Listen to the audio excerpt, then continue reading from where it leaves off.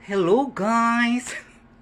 Perting kainita sa gawas guys. So, kanang dili na ko nagligid-ligid. Tapos, napay sobra nga kanang homemade ice creams tong birthday ni Cha-Cha.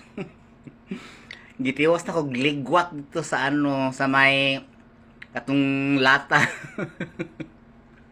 Ako, puti na kong kanang kot-kot dito sa lata nga kay nabantok na frozen maayo.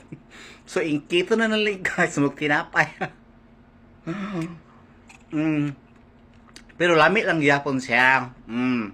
Homemade ice cream durian flavor.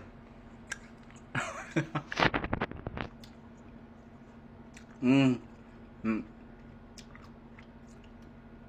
Porting inita sa gawas guys naglain kay sanap man ng kanang alangiing.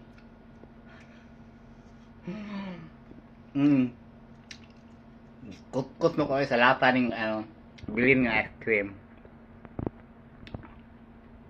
Lamit naman gihapon. Masyag ka ng nasa sa may lubutan dapat ng baho nagpaya. Lamit gihapon. Okay guys, thank you for watching. Happy Merinda all.